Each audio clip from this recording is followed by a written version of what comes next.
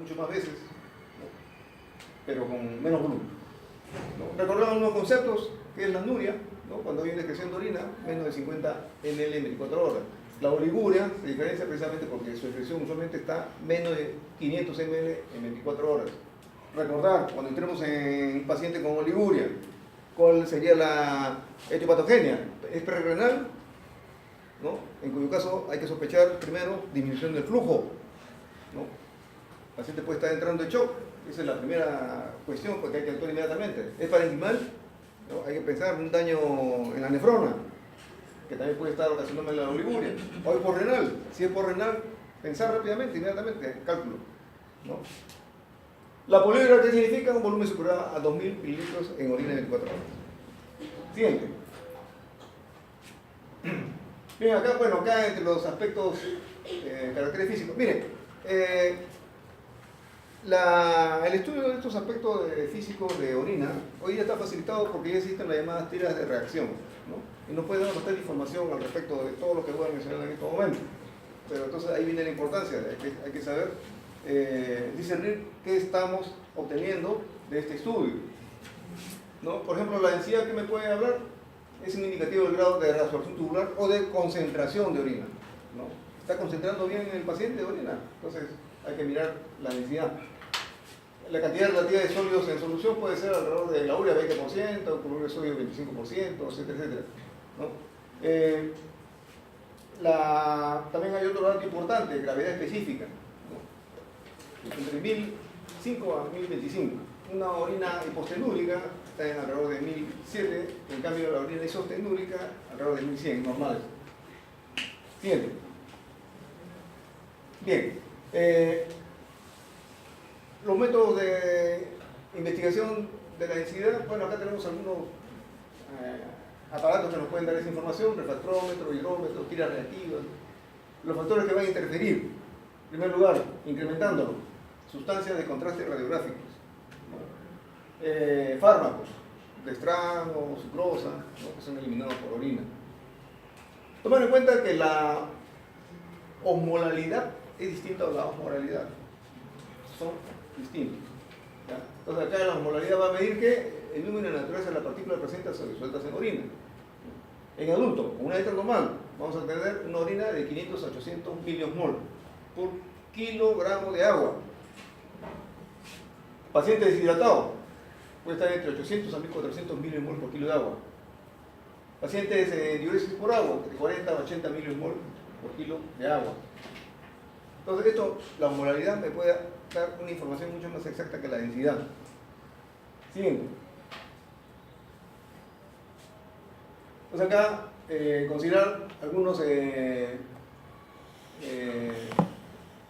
aspectos que me pueden aumentar la osmolalidad, acidosis, shock, hipernatremia, cirrosis hepática, enfermedad de Addison. En cambio me puede disminuir diabetes insípida, hipercalcemia, excesiva ingesta de líquidos, necrosis tubular renal, pielonefritis severa. Siguiente. En relación al color, bueno, normalmente la orina es un color amarillo ámbar, ¿no? Pero si es muy intenso ese amarillo, sospechar, por ejemplo, presencia de complejo B, ¿no? La riboflavina, por ejemplo. La beterraga, la ingesta de beterraga puede dar una coloración rojo claro, ¿no? Pero también es importante ahí hacer un buen interrogatorio, sobre todo descartar que no estemos ante un paciente en el cual puede haber hematuria, ¿no? Sobre todo en un paciente con síndrome nefrítico, perdón. Antisépticos, ¿no? Como el neoprotosil, el piridium que muchos a veces se automedican, es un color rojo naranja, ¿no? Es un antiséptico urinario. La urobilina es un color pardo oscuro. Ya esto nos está hablando, por si acaso, algunas patologías así que nosotros vamos a encontrar disminuido o ausente, ¿no? Pigmento biliar, castaño rojizo verduzco. La porfirinuria es un color de tipo vino, ¿no? La alcaptonuria, un pardo oscuro, ¿no? Por el ácido mogentícico. Siguiente. En cuanto al aspecto, el aspecto, bueno, normalmente es casi transparente, ¿no? Si hay una ligera turbidez o es muy turbio, presencia de elementos fórmicos, leucocitos, patógenos, ¿no? Piocitos, ¿no? O leucocitos aglutinados. Una turbidez uniforme, presencia o incremento de las purinas, un producto de metabolismo. Las purinas es el producto del metabolismo. Ácido nucleico, sí, muy bien. ¿No? Con eso palescente, gota de grasa puede ser, ¿no? Entonces el paciente hiperlipidémico puede ser. Quiluria, ¿no? Obstrucción del conducto torácico. Entonces no puede dar una orina de ese aspecto, ¿no? Lechoso, quilúrico, ¿no? Bien. En cuanto al olor, también el olor es característico de determinadas entidades clínicas, ¿no? Cuando es fétido, amonaquial, contaminación bacteriana. Ausencia de color, nefrosis tubular aguda, un olor a manzanas, a frutas, ¿no? La presencia de acetona. Cuando hay un olor medio fecaloide, descartar siempre fístulas enterovesicales. Es importante eso. Siguiente. En cuanto a la reacción ácida o reacción básica, lo normal es encontrar un pH entre 4.6 a 8. Entonces, ¿eso qué nos va a decir? Él nos va a indicar cómo está la capacidad del riñón para mantener una concentración normal de hidrogeniones, tanto en el plasma como en el líquido extracelular. Normalmente uno cuánto excreta entre 50 a 100 miligramos por litro de hidrogeniones, con una dieta normal. Y acá es precisamente lo que yo les mencionaba. La presencia de algunos cristales, ¿no? Unido al dato del pH, nos puede hablar de la correlación que hay, ¿no? Entre el pH y la presencia de algunos cristales. Por ejemplo, los cristales de ácido úrico, oxalato de calcio, cristales de urato sódico o uratos amorfos, los vamos a encontrar siempre en orinas ácidas. Recordar eso. Cristales de sulfamida, ¿no? De cistina, pH ácido.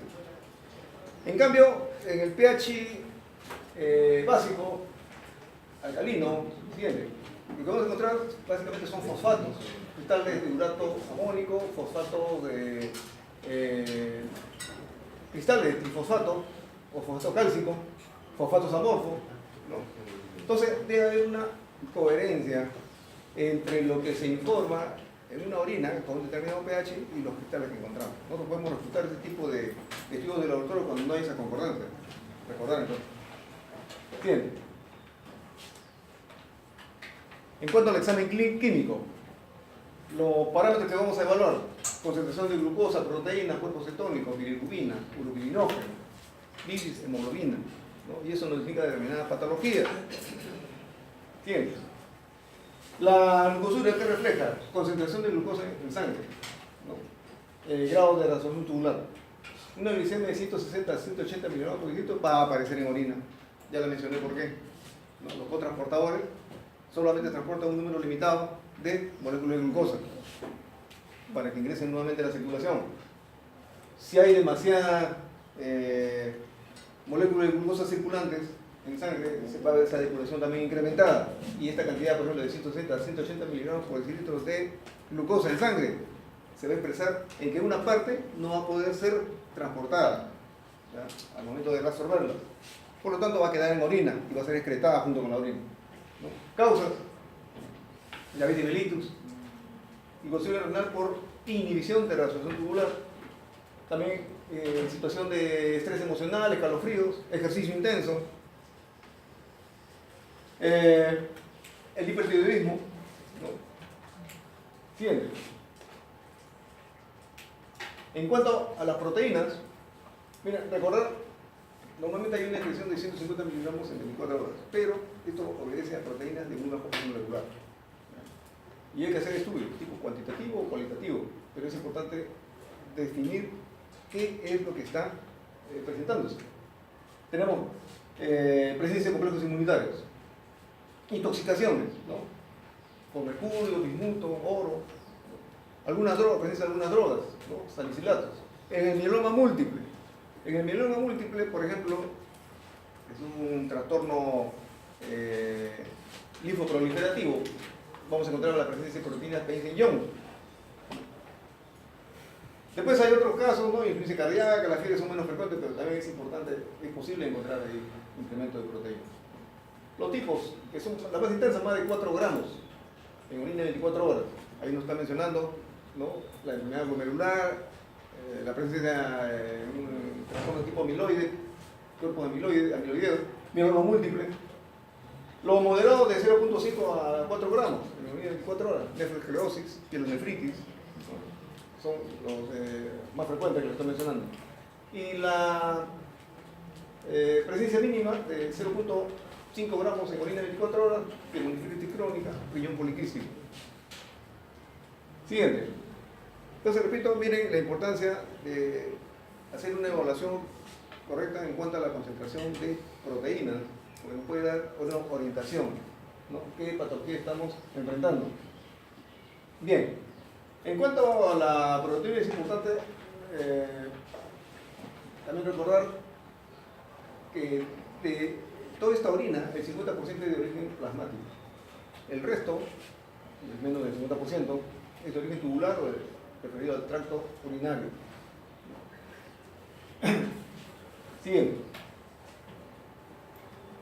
Observen ustedes acá, ¿no? La albúmina sérica, su peso molecular 72.000 Dalton, su peso molecular, ¿no? La proteína de Weinstein-Young, observen 42.500 Dalton, la hemoglobina 16.500, la hemoglobina 69.000 Dalton, peso molecular. Entonces observen acá como de que la proteína de Weinstein-Young, la mioglobina puede estar presente, ¿no? Pero no así, miren la albúmina sérica o la presencia de hemoglobina. Siguiente. Bien, en primer lugar, en relación a las proteínas, hay que pensar en qué factores condicionan la presencia de estas proteínas en orina. Depende, en primer lugar, del tamaño de la molécula. Ya hemos visto, las proteínas de alto peso molecular no van a ser filtrados, salvo que hubiera una patología, ¿no? Entonces, recordar, tamaño de la molécula, la carga eléctrica predominante. Otros aspectos deben ser presión y filtración, la concentración de proteínas en plasma y el contacto del plasma con la membrana basal glomerular. Vamos a ver más adelante cómo es esta disposición histológica, ¿no? Que permite ver cuando hay una lesión a nivel de membrana cómo que se puede producir ese pasaje de proteínas. Siguiente. Bueno, tipo de proteinurias selectivas, más del 85% van constituidos por albúminas, ¿no? En cambio, las no selectivas, menos del 80% son albúminas. Las proteinurias tubulares son escasas, ¿no? Considerar las proteinurias anormales, proteína de Weinstein-Young, les había dicho, en el mieloma múltiple, y también hay en otras gamopatías monoclonales, ¿no? El ejercicio intenso también puede producir una proteinuria transitoria, ¿no? La proteinuria ortostática, cuando el paciente está mucho de pie, también puede estar incrementada. Una proteinuria persistente ya pues me está indicando alguna patología de tipo sistémica, ¿no? O el mismo entorno renal.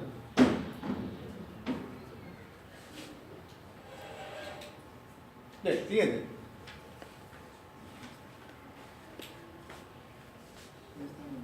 Bueno, acá, no, este es para relacionar el débito de proteínas urinarias en relación con una nefropatía probable, ¿no? Por ejemplo, cuando es 3 gramos en orina de 24 horas, que equivale a decir 2 miligramos por minuto, cualquier nefropatía puede estar pensando si tenemos esta concentración de proteínas en orina. Entre 3.5 gramos en orina de 24 horas, que equivale a decir a 2 miligramos por minuto, también hay que pensar en una nefropatía glomerular. De 5 gramos en orina de 24 horas, en la cual no haya el síndrome nefrótico. Inmediatamente pensar, mieloma múltiple, proteína de Weinstein-Young, inmediatamente solicitar. Bueno, acá tenemos el famoso síndrome hematoso característico del síndrome nefrótico. ¿Qué podemos encontrar? Observen ustedes acá este proteinograma electroforético. Normalmente, acá tenemos la albúmina. Debería estar en estos niveles, pero está acá disminuido, hay un pérdida. En cambio, observen ustedes acá lo referido a la globulina, sobre todo la alfa y la beta globulina, debían estar disminuidos, ¿no? Pero está aumentado más bien, lo que nos está indicando que hay un proceso inflamatorio, ¿no? En este síndrome. Bueno, entonces vamos a encontrar pues edema, una fase pálida, ¿no? Hipertensión arterial. ¿Qué más podemos encontrar? A ver, un suelo lactescente, o sea, incremento de colesterol, ¿no? Con un mecanismo de compensación a la albúmina que ha disminuido para mantener la osmolaridad estable, ¿no? Etcétera, etcétera. Siguiente. Cuerpos cetónicos. Bueno, son producto de del metabolismo de la glucosa, ¿no? Puede haber ácido acetoacético, acetona, ácido beta, hidroxibutírico. Normalmente se puede encontrar de 3 a 15 miligramos en orina de 24 horas. ¿Dónde lo vamos a encontrar? Pacientes en inanición, pacientes que tienen vómitos, diarrea, pacientes con diabetes mellitus, gestantes, anestesia por éter, lo más importante. Recordar que el metabolismo de los hidratos de carbono, cuando están afectados por alguna patología, se va a expresar en la concentración de determinados cuerpos cetónicos. Siguiente. La urobilina. ¿Cuándo se incrementa la urobilina? Primero lo va a recordar, la hemólisis. Si uno cuando analiza, por ejemplo, el metabolismo de la bilirrubina, uno inmediatamente se da cuenta. ¿Cuándo puede incrementarse la urobilina? O sea, estamos hablando acá de bilirrubina indirecta, pacientes con hemólisis masiva sobre todo. Icterizas hepatocelulares. Usted sabe, en nivel de hígado es donde la bilirrubina indirecta se convierte en bilirrubina directa. Hay un proceso de glucoronización. En este caso, si hay una lesión hepatocelular, entonces ambos deberían estar incrementados, tanto la directa como la indirecta. Paciente con cirrosis, con éstasis extrahepática, en este caso pensar, ¿no?, que lo que predomina es la bilirrubina directa. Recordar, ¿no? Ausencia completa, no hay urobilina, no hay nada. Entonces estamos pensando en obstrucción completa de conducto biliar. En relación a la bilis, eso sí no debe haber en orina, ¿no? Su presencia nos va a hablar de obstrucción de las vías biliares o lesión hepatocelular. Es importante recordar acá, distinguir, cuando la obstrucción es biliar de la lesión hepatocelular. Por cuanto lo que estoy mencionando del estudio de orina, recordar siempre que el hígado y todo el árbol biliar a nivel intracelular tienen determinadas enzimas. Si yo estoy pensando en una lesión hepatocelular, hay determinadas enzimas. Eso lo vamos a ver también cuando veamos las hepatopatías. Pero lo traigo acá a colación porque es importante hacer unidad clínica entre este dato, ¿no?, presencia de bilis, y algunos estudios de laboratorio, ¿no? A nivel hepático, lo único que hay que empezar a ver: lesión hepatocelular, coledocolidiasis, insuficiencia hepática. Son 3 entidades clínicas que abarcan prácticamente el 99% de toda la patología. Entonces, cuando estamos hablando de lesión hepatocelular, hay que pensar inmediatamente en pacientes con elevación de transaminasas. Si estamos hablando de un paciente con una obstrucción de vías biliares, recordar inmediatamente fosfatasa alcalina, ¿no? Recordar la gamma-glutamina peptidasa. Si estamos hablando de insuficiencia hepática, recordar que hay las pruebas de laboratorio, como son las proteínas, que las proteínas se observan, se sintetizan en el hígado, albúmina, ¿no? La urea también, en una insuficiencia hepática es posible encontrar disminuida, ¿no? Los factores de coagulación deben estar disminuidos, entonces como el tiempo de proturbina inmediatamente decido, ¿no? Aquí ya efectivamente hay una insuficiencia hepática, con la clínica el paciente me está diciendo que el hígado no funciona bien y el tiempo de proturbina es elevado porque hay ausencia de factores de coagulación. Más la presencia de bilis, precisamente esto es lo que, les digo nuevamente, hace unidad clínica para inmediatamente ir a un diagnóstico. Bien. Bueno, en el examen de sedimento urinario hay que establecer solamente 2 componentes. Pero los elementos organizados y los elementos no organizados. los elementos organizados, estamos hablando de leucocitos, hematíes, cilindros, células epiteliales, presencia de hematozoides, bacterias, parásitos, hongos, filamentos de moco. En los elementos no organizados, pensar inmediatamente en cristales, glóbulos de grasa, y sustancias lipoides y refringentes. Solamente estos elementos hay que estudiarlos al momento de plantearnos un estudio de sedimento urinario. Bien, la leucocituria, ¿qué nos está hablando de una presencia de leucocitos incrementada? Lo normal es, por si acaso, encontrar 0 a 5 células por campo. Si encontramos más, ya estamos hablando de leucocituria, ¿no? Entonces aparecen, ¿bajo qué forma?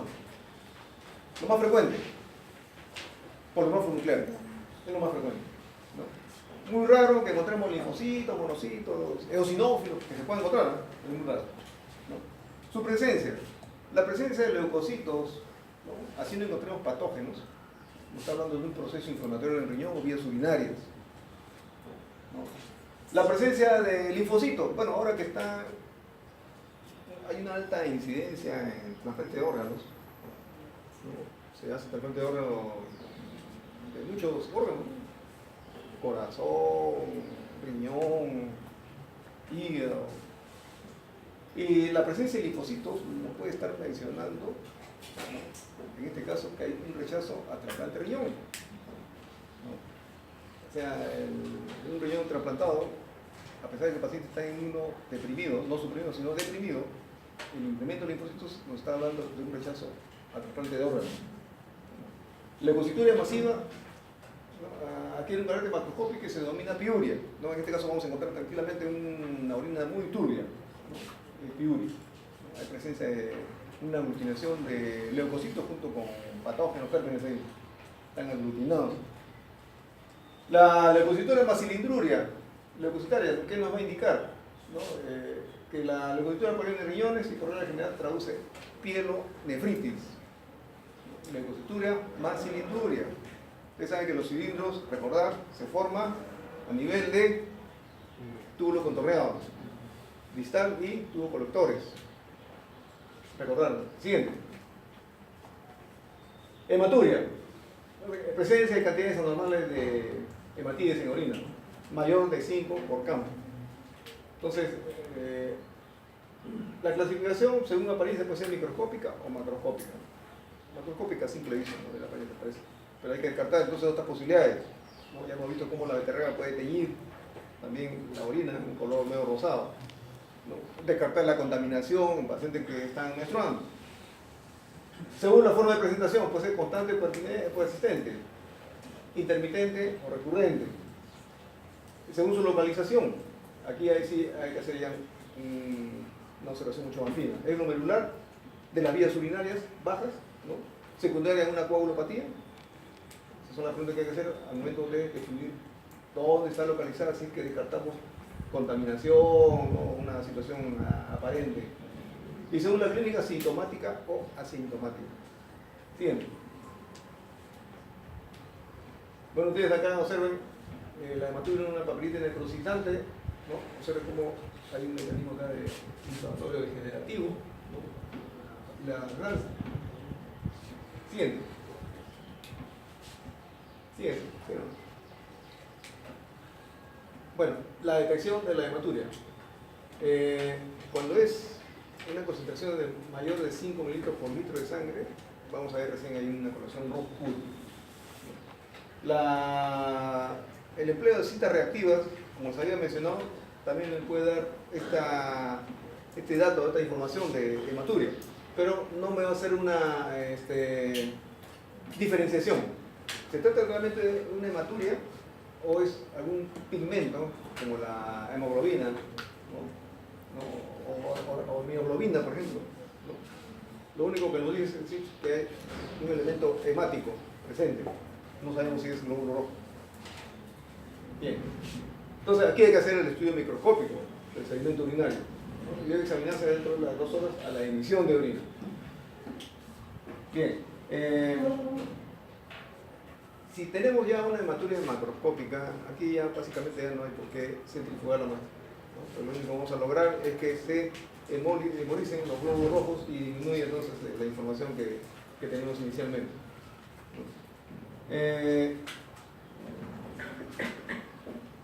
Recordar, una hematuria hematocópica ya nos lleva a la sospecha de que la hematuria o puede ser glomerular o extraglomerular, dependiendo ya aquí de la clínica del paciente. Bien. Bien. La hematuria de origen glomerular. En primer lugar, encontraremos cilindros hemáticos. Ya hemos visto que los cilindros se forman entre el túbulo contorneado distal y los túbulos colectores. Entonces, cuando es una hematuria de origen glomerular es posible encontrar cilindros hemáticos, ¿no? Uno ve los cilindros porque son una forma de estructuras, ¿no? Que tienen la forma siempre de los túbulos, ¿no? Que están a nivel distal. Y en el interior observamos ahí los hematídeos incorporados, ¿no? Hematídeos dismórficos o acantocitosis. Lo que vamos a encontrar ahí son glóbulos rojos con una serie de, alrededor de una especie de espículas, o sea, deformados. Normalmente es un glóbulo rojo bicóncavo, pero no, ahí presenta una especie de espículas, como erizos, también le dicen así, ¿no? La proteinúria en este caso que vamos a encontrar mayor de 500 miligramos en orina en 24 horas. La coloración es intensamente oscura. El paciente a veces dice orina como si fuera té, dice, ¿no? O como Coca-Cola, también es la información que dan los pacientes. Y ojo, estamos pensando que hay origen glomerular, no hay coágulos. ¿Por qué? Porque son solamente glóbulos rojos que están ahí filtrándose. Si fuera sangre, recién podría pensarse en la presencia de coágulos, pero acá en este caso no, ausencia de coágulos. Siguiente. Bueno, la presencia de pigmentos que nos puede llevar a la confusión de una hematuria. Causas endógenas, mioglobinuria, pacientes con una enfermedad degenerativa de la rhabdomiolisis. La hemoglobinuria, crisis hemolítica, esos que hacen hemólisis masiva. También hay hemoglobina libre y se va filtrando a nivel de orina. Y aquí hay un gran peligro si la hemólisis es masiva, de que pueda producir taponamiento renal, porque tienden a cristalizarse y sobre todo a nivel de los glomérulos, que son vasos de pequeño calibre, pueden cristalizarse. La concentración de bilirrubina muy elevada, ictericia obstructiva, también nos puede llevar a una confusión. Por eso el estudio microscópico aquí nos va a ayudar. La porfirina, presencia de porfiria, ¿no? La melanina, ¿no? Producto de la presencia de algún melanoma que hace que tanta sustancia. Son causas endógenas. En cuanto a las causas exógenas, la alimentación, ¿no? La presencia de algunos alimentos que pueden cambiar la coloración de la orina. Ya hemos hablado como por ejemplo la beterraga, ¿no? Las moras, ¿no? Esas frutas pueden cambiar. La presencia de algunos fármacos, como por ejemplo la fenacetina, ¿no? La antipirina, los antibióticos, el más frecuente de todos acá en nuestro país. Esto es lo que nos van a decir: rifampicina, paciente que empieza con un tratamiento tuberculostático. Empezamos con el paciente se viene a la consulta nuevamente preocupado porque estaba orinando color rojo. Cree que el fármaco le está destruyendo el riñón. Nitrofuranteína, sulfamida, menor frecuencia. Siguiente. La cilindruria, o sea, la presencia de cilindros. Esta componentes nos está indicando siempre alguna patología y es importante recordar en qué consiste, ¿no? Se compone una matriz de glucoproteínas urinarias, ¿no? Adoptan la forma del segmento tubular distal o del conducto colector en el cual se han formado. Y la matriz tiene un borde recto, ¿no? Es importante eso. O sea, ahí nos vemos ahí como un cilindro, pues, básicamente. Siguiente. Miren los tipos de cilindros que vamos a encontrar. Cilindro hialino, es normal. Ya hemos dicho que hay proteínas de muy bajo peso molecular que se filtran, ¿no? Producto de eso decantan, ¿no? A ese nivel del tubo contorneado distal y del tubo colector, decantan y se forman los cilindros. Es normal encontrarlo. Cilindros epitelial, eso sí ya indica alguna patología. Cilindros leucocitarios también, cuando hay incremento de leucocitos, ¿no? Cilindros hemáticos, ya hemos visto realmente cómo sucede en la hematuria. Cilindros granulosos, son procesos degenerativos de sustancias orgánicas. Cilindros bacterianos, obviamente, presencia de bacterias, ¿no? Cilindros grasos, por ejemplo, estamos hablando del paciente con síndrome nefrótico, ¿no? Puede encontrarse también sus cilindros grasos. Siguiente. Bueno, acá tienen un cuadro en el cual no pretendo expandirme mucho, basta que ustedes observen cómo sería, cómo veo el laboratorio la presencia de estos cilindros. Por ejemplo, miren este cilindro electrocitario. Aquí está el cilindro, su matriz, ¿no? Y los hematíes incorporados al interior de ese cilindro. Observen ustedes acá, a ver, cilindro de algunas células, ¿no? Epiteliales. Miren los cilindros bacterianos, eso es lo que ve en el laboratorio, ¿no? Bacterias y adentro están incorporadas dentro de una estructura cilíndrica. Siguiente. Bien, ¿alguna pregunta en relación a este tema? Filamento mucoide, tres dulces que me indican. Filamento mucoide, abundantes, ¿qué eso me indica? Ya. Mire, los filamentos mucoides normalmente producto de una secreción a nivel de vías urinarias baja, vejiga, ¿no? La presencia de estos filamentos no podría hablar de un proceso inflamatorio, pero de vías urinarias bajas. No lo vamos a encontrar en vías urinarias altas, ¿no? Si no hay leucocitos, ¿se puede pensar aún así en un proceso inflamatorio? Claro, sí, el incremento de leucocitos siempre va unido a un proceso inflamatorio. Pero si no hay leucocitos y hay bastante filamento mucoide. No, ahí podría pensar yo la presencia de algún proceso degenerativo, más sobre todo de tipo celular, más que inflamatorio. Generalmente el proceso inflamatorio va unido siempre a un incremento de leucocitos, ¿no? Y si hay patógeno, obviamente es infeccioso. Pero filamentos mucoides, repito, pensar siempre en una patología de vías urinarias bajas, ¿ya? Proceso inflamatorio, pero también puede ser producto de un proceso degenerativo y aparece así con esa expresión de tipo filamento mucoide. Uno observa ahí como si fuera una especie de secreción que ha quedado ahí impregnado a la observación en el microscopio. ¿Alguna otra pregunta? Pero se le mencionó también que puede haber glucosuria sin hiperglicemia también, ¿no? Claro. Mire, lo que usted lo siente, ¿no? En primer lugar, ¿qué puede conducir a que la glucosa que ha sido filtrada no haya sido incorporada a los cotransportadores, que son los que llevan finalmente de retorno la glucosa en sangre? Basta porque haya un bloqueo de estos cotransportadores y comienza a haber incremento de glucosa, no necesariamente de diabetes. En el caso de la diabetes sí es clara. Si yo tengo, por ejemplo, 100.000 cotransportadores y 100.000 moléculas de glucosa, obviamente que no va a haber glucosa en orina. Yo sé, tengo 200.000 moléculas de glucosa y 100.000 cotransportadores y 100.000 se van a quedar sin absorber. Por